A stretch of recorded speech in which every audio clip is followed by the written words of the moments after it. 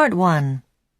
You will hear a woman called Jan telephoning a man about booking a place on a residential workshop. First, you have some time to look at questions 1 to 5.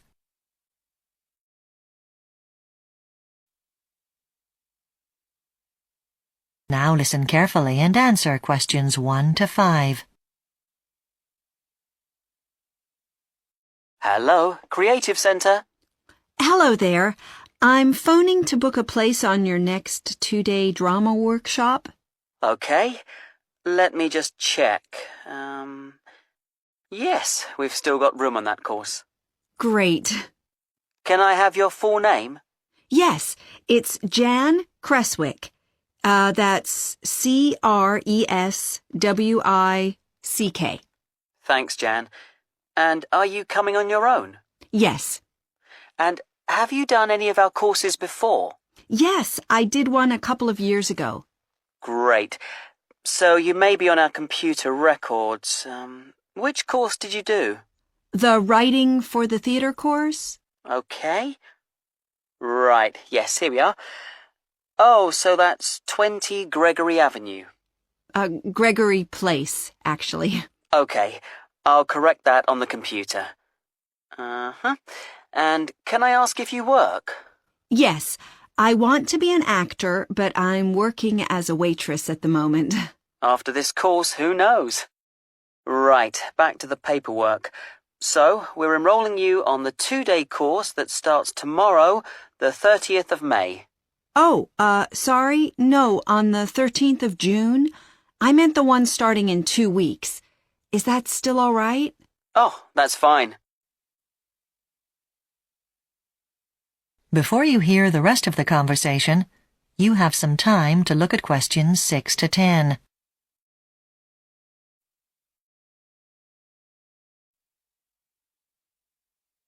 Now listen and answer questions 6 to 10.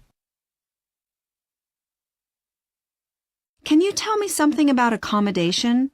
Yes, people usually come the evening before the course starts. The cost of the course includes accommodation for 2 nights. Well, I'll make sure I'm there in good time so I can meet the others that evening and settle in. Is 5:30 too early to arrive? No, that's fine.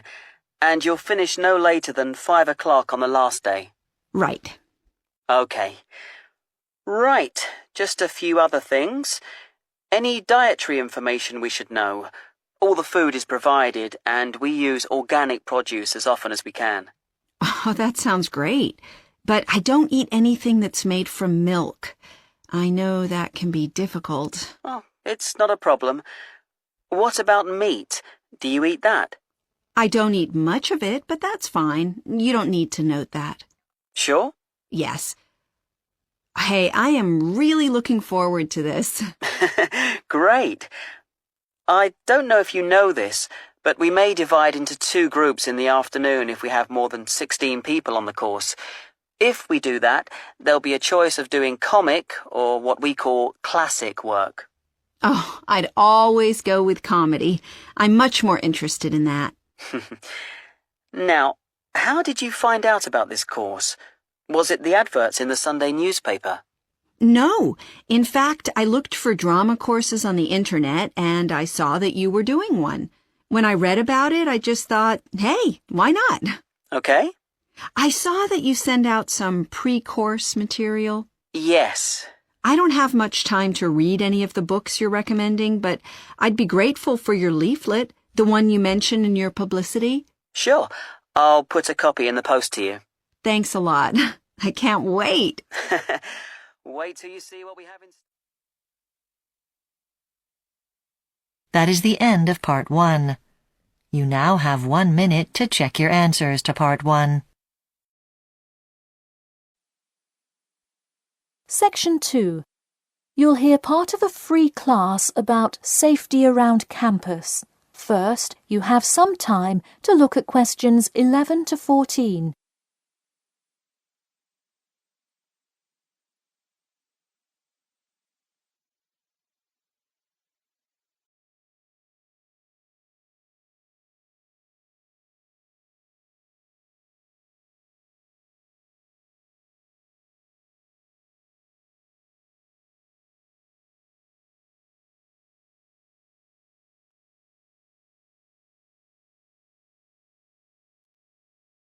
Now listen carefully and answer questions 11 to 14. Good evening. I'm Geoffrey Miller from the University of Nottingham Student Union, and in this week's free class, Carlos Garcia is going to tell us about safety around campus. Over to you, Carlos. Thank you, Geoffrey, and thank you all for your attendance today. Also, I'd like to thank the Student Union here at the university for organising this lecture. Well, I've been serving and protecting the city of Nottingham for over 20 years now as a member of the police department. Does anyone know what type of crime is the most prevalent on campus? I heard someone say drugs and alcohol. That actually isn't too much of an issue. Violence? Nope. Actually, the biggest thing we worry about here is theft. The nature of crime on Nottingham's campus is quite different from that of the surrounding areas. Crime rates across the East Midlands are very difficult to control. We'd like to see the rate stay the same for this calendar year, but it has been increasing steadily over the past 3 years. On campus, however, I'm happy to say that the overall crime rate has fallen this year. You wouldn't think so if you've seen the extremely exaggerated stories in the media. The media has done nothing but cause more concern about crime in our area. Even the crime shows you see today are a little bit far-fetched, but at least viewers know they're not real events. We'd really like to see more factual news articles out there so the public can have a rational sense of the safety level of our society. Before you hear the rest of the talk, you have some time to look at questions 15 to 20.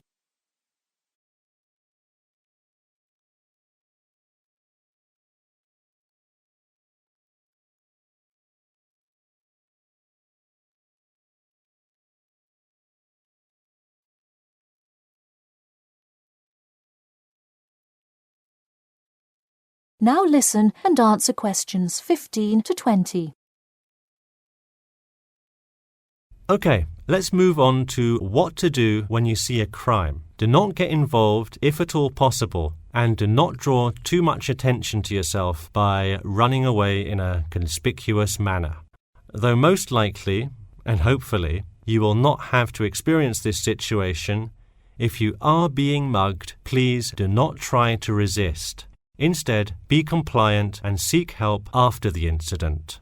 Like I said, though, it is highly unlikely that you will find yourself amidst a crime, but it is important to be prepared should it ever happen. We find that educating students and staff on the correct precautions to take is the best way to increase your safety. Just remember to be smart when you're out late at night and avoid any area or person that looks suspicious. I know it sounds obvious, but I cannot stress this enough. It's also not a bad idea to have your mobile phone with you at all times, but be careful. If you're chatting on your smartphone on your way home, you're a prime target for thieves. I'd like to see a show of hands. How many people have left work or the library after 10 p.m. to go home before? A lot of you, right? If you do have to go home late at night, please don't walk home alone. More often than not, there's someone there that will be walking the same direction as you at some point. Walk home with a friend or co-worker. Even if you must use your phone to call someone that's nearby to walk with you, it's always safer to walk home with someone. So when you're walking home, you may feel more comfortable with some sort of self-defense, such as pepper spray. Now, it's your call whether you want to carry something like this or not. However, I absolutely advise against carrying a knife or any other offensive weapon. All too often, they can be used against you if you're disarmed, putting yourself in more danger. For all those interested, the Recreation Centre offers a free self-defense class to all students every Thursday evening. While obviously an introductory self-defense class may not equip you to fight off villains like a regular superhero, it does come in handy sometimes. After taking a self-defense class, you'll surely be more aware of possible dangers and how to deal with them. So hopefully now you have a more complete understanding of the nature of crimes committed on your campus and how to avoid being a victim. I know most students at the University of Nottingham are not the criminal types, but remember that there is no barrier like a wall or something keeping non-students out. There's no army force securing the borders, and I doubt anyone wants it that way. The campus is generally a safe place, but it's not immune to small crimes once in a while. All right, that's all I have to say for today. Stay safe. That is the end of section 2. You now have half a minute to check your answers.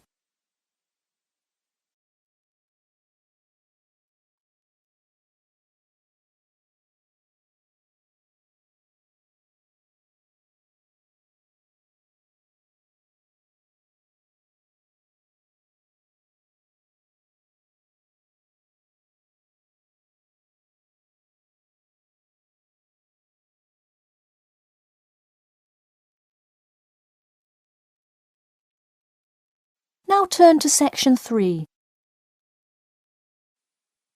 Section 3. You will hear a student called Bobby talking to his tutor about the research project. First, you have some time to look at questions 21 to 23.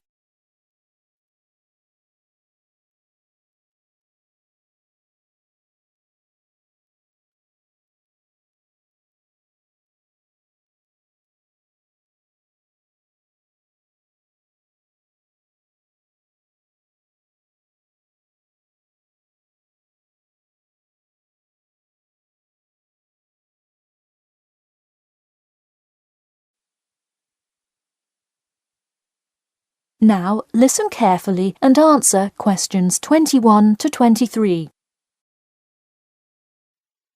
Hi, Bobby. Go ahead and sit down. Tell me about your research project. Well, I decided to research football and keys for success on a football team. That sounds great. What are the guidelines for the test? Did the teacher talk to you about it in class? No, everything is on a handout that was passed out. It says that the first draft is due at the end of next week and the second and third are due later on in the month. I don't understand why we have to keep revising and fixing it. Is this assignment really that important? Well, this project is a major requirement for passing 11th grade English and will go on your permanent record. Oh, really? Does that mean it will affect what English level I am placed in next year? Well, not exactly. You need a good grade to move on, but it is your overall grade and teacher recommendation that determines what level of English you are placed in next year. Anyway, tell me about your topic choice. Do you play football? Well, actually, it's because my father loves the sport. He watches it every weekend. Cool. It's a good idea to report on something you're interested in. Before you hear the rest of the talk, you have some time to look at questions 24 to 30.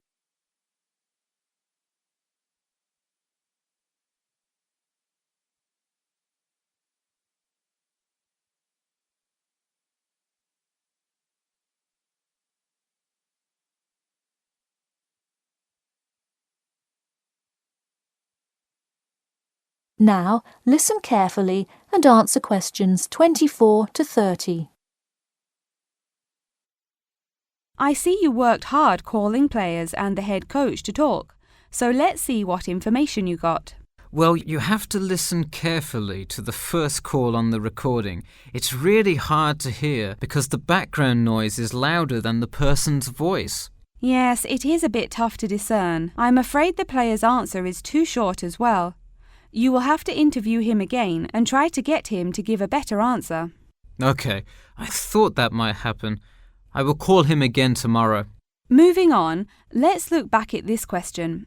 You asked, tell me about a time when you learned a major life lesson through playing football and explain how that has shaped the person and player you have become now and how you hope to pass on that lesson.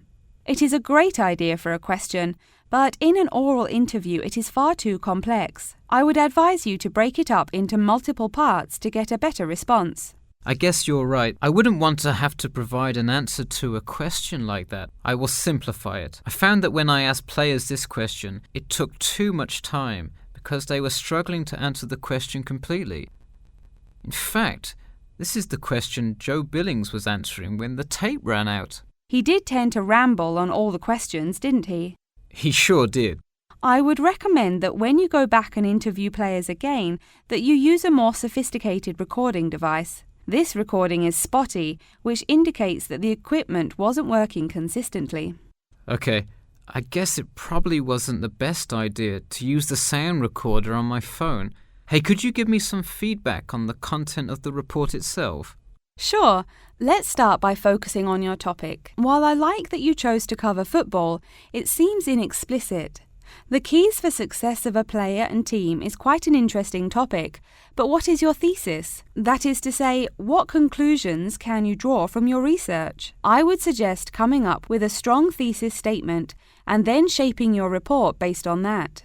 Is it really too vague? I put a whole lot of facts into it. I list the top 10 goal scorers in football history and later on provide statistics for a few of the most famous coaches and their records as coaches. I think that's great that you included these facts, but I think you focus too much on the facts and not enough on connecting these facts to make your point. Ah, I see. Okay. So it looks like I have quite a bit of work to do before the deadline. That is the end of section 3. You now have half a minute to check your answers.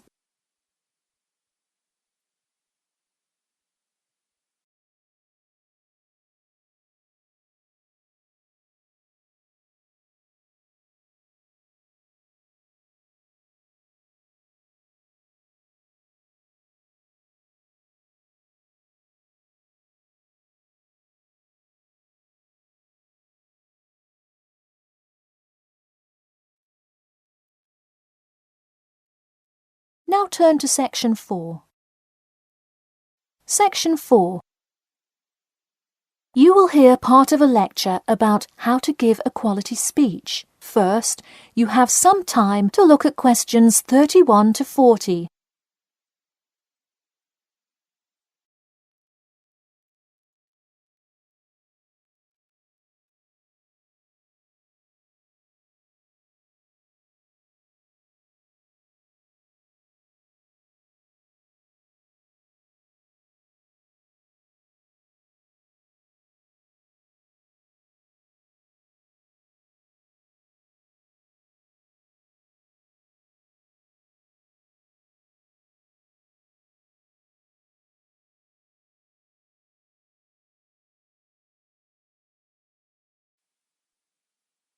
Now listen carefully and answer questions 31 to 40.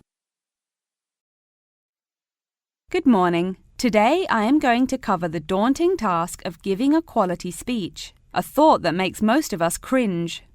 In fact, 90% of all people feel nervous about public speaking, about 10% of whom are described as genuinely terrified. Hopefully, when we are finished here today, you all will be in the 10% of the population who do not feel nervous at all. Did you know that lecturers tend to get more nervous if the speech they are giving is an important one? It makes sense, right? You probably wouldn't be nearly as nervous to address your residence hall about the proper use of the recycle and compost bins as you might be if you were asked to give the graduation speech to your entire 5,000 student class. So what is it that makes some people completely comfortable in front of crowds? Some people think that the ability to give a good speech is a gift that others are simply born with. This is almost never the case. Public speaking can be learned with practice. The first most important thing you can do to improve your confidence in delivering a speech is to prepare a quality speech. Honestly, while the content of your speech is relatively important, the audience will really only remember the last sentence you say. It is a good idea to structure the rest of your speech to lead up to this last point to really drive your message home. This is a good way to ensure that your speech is well organized.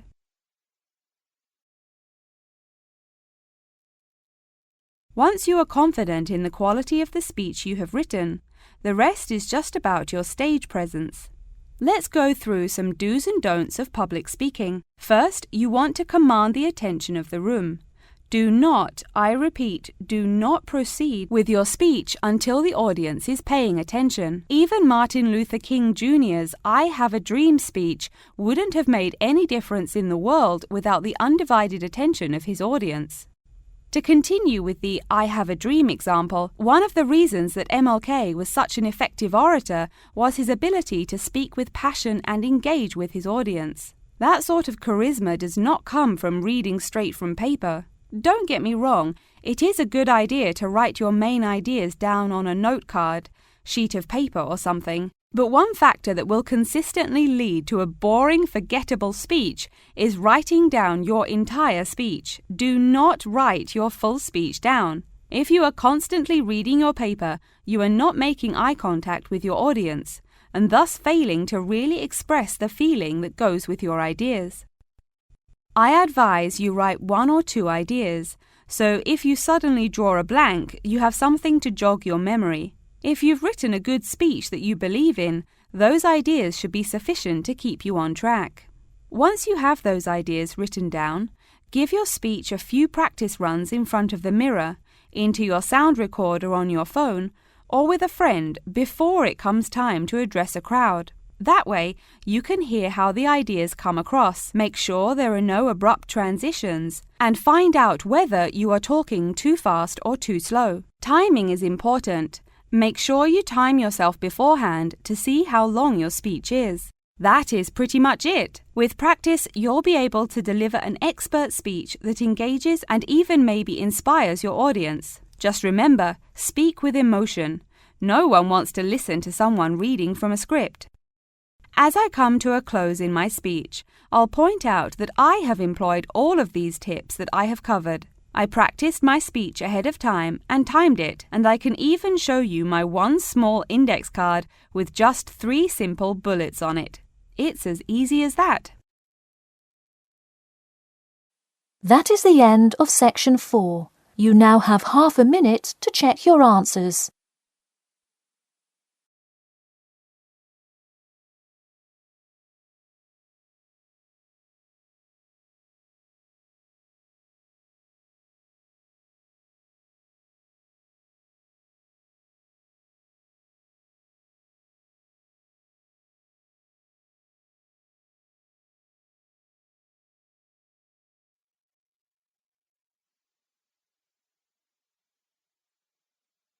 That is the end of the listening test. In the Ielts test, you will now have 10 minutes to transfer your answers to an answer sheet.